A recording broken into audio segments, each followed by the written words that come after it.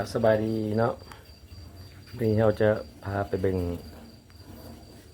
วิธีสัมอ้นเนาะเรียกว่าการผสมพันธุ์ของอ้น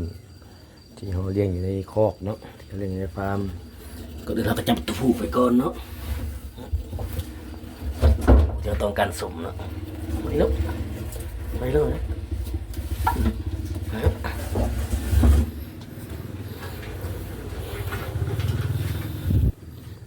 นี่แม่นอ้นผู้ที่เราจะเอาไปสมเนาะอ้นตัวนี้แม่นน้ำหนักมันอยู่ใน4 โล 4 กิโลแล้วเราจะมาเอาลงบ่อของตัวแม่เนาะอันนี้เป็นบ่อตัวแม่นี่เป็นอ้นที่ได้ยันอายุหลังจากนี้ลูกมันไปแล้ว3 อาทิตย์เนาะหรือว่า21 มื้อเราก็จะเอาตัวผู้มาล่อใส่แต่ว่าอ้นตัวนี้มันแม่นี่มันเอาได้ลองใช้ชุดที่2เนาะเพราะว่าเมื่อก่อนเขาก็ได้ใส่แล้วใส่ชุด1แล้วเนาะวันนี้จะลองใส่ชุดที่2จะมาเบิ่งนำกันนะว่ามันสิเป็นอาการไปเนาะ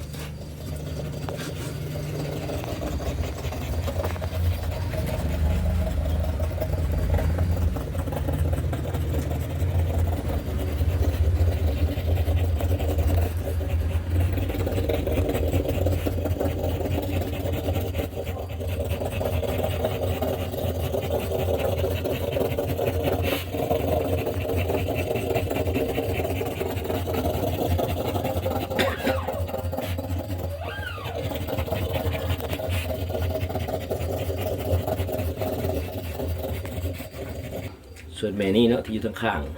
ๆแม่เราแยกลูกได้ประมาณอยู่อาทิตย์หนึ่งเนาะแยกได้อาทิตย์หนึ่งแต่ว่าเป็นนี่ห่วงห้างเนาะเดือนนี้ห่วงบอลอยู่บนนอนอยู่กันพร้อมสันเธอแย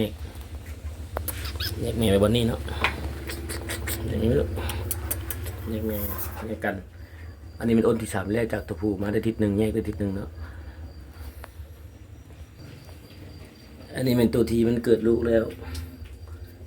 เป็นอ้นที่เลี้ยงลูกอ่อนเนาะอันนี้หากอายุได้33 มื้อแม่นี่เคยได้5 ตัวมาแต่ชุดนี้ได้3อายุได้30 วัน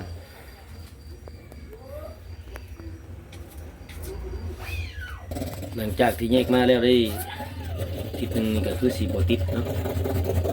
มันอยู่กันแบบนี้มันจะติดแล้วก็ต้องได้ไว้กันต่อไปอีกจะหามือไปก่อนปีนี้แม่อดน้อยเนาะอดน้อยอดยังบ่ฮอดปีเนาะอด5-6 เดือนเฉพาะตัวนี้เฉพาะ2 ตัวนั้นแม่อดหนาก็ได้เดือนหนึ่งเดือนปลาย2 เดือนเพราะแม่นี่มันสัมมาได้เกือบ30 วันนะอาการนี่มันอาการอุ่นมานเนาะอุ่นติดลูกแต่ว่าเอากับเราดูกัน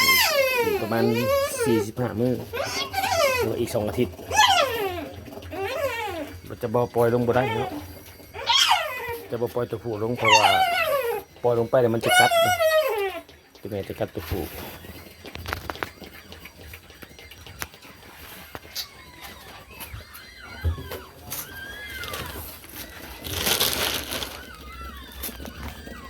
เพราะแม่นี่ก็คือกันนะ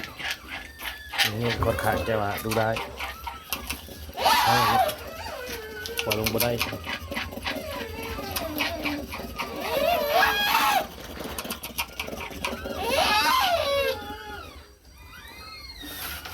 ลงไปกัดแน่นอนนะคนปล่อยลงไปมันจะบ่ปล่อยลงเพราะว่าจะเสียตัวผู้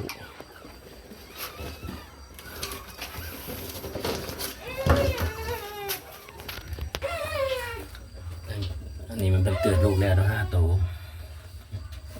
เกิดลูกแล้ว5 ตัวอันนี้ก็ประมาณเกิดที่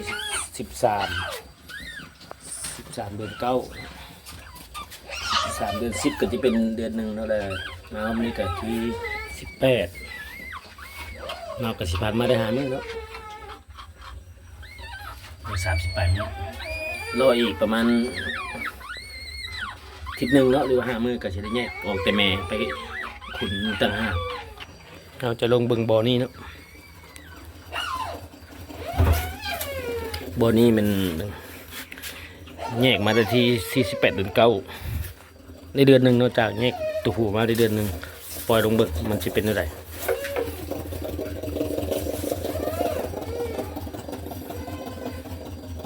แต่วันนี้อาการช่วงนี้มันยานตัวผู้แล้วเนาะยานตัวผู้คันว่ายานตัวผู้แล้วอาการช่วงนี้มันคือสิมีลูก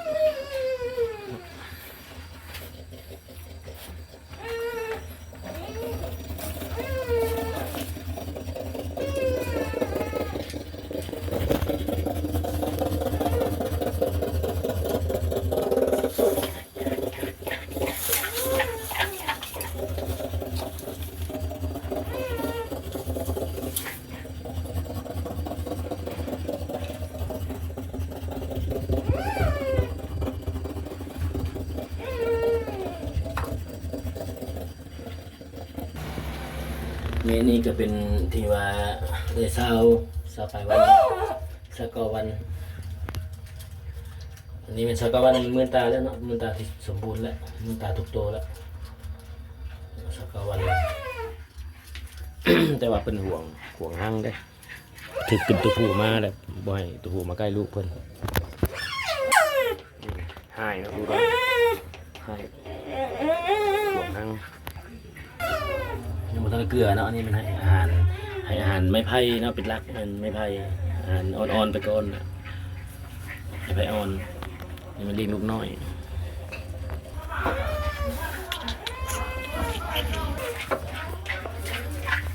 วิธีการของที่นี่มันแยกเดือนหนึงเนี่ยมันเราจะเอาออกเนาะจะบ่ได้ใส่กันเพราะว่า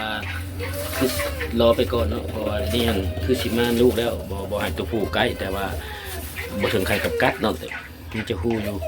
บ่กัดตัวผู้เนาะอันนี้เป็นอ้นหัวสาวเนาะบ่เคยได้ลูกยังบ่เคยได้ลูกมาก่อนเทื่อ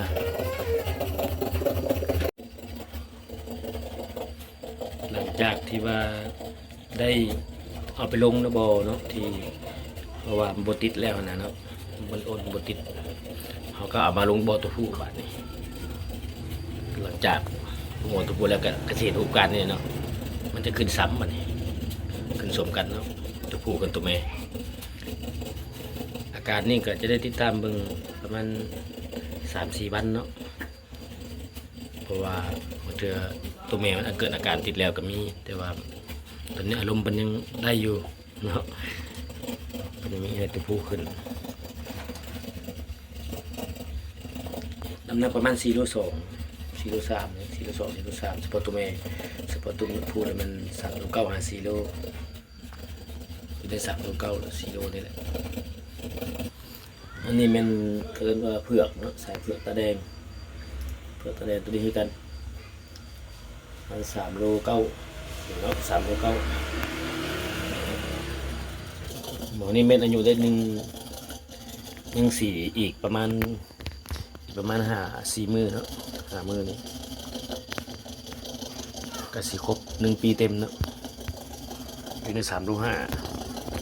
เป็นลูกชายของพอนวลตานี่เนาะนี่หมอนวลตาพอเพิ่นเนาะเป็นลูกชาย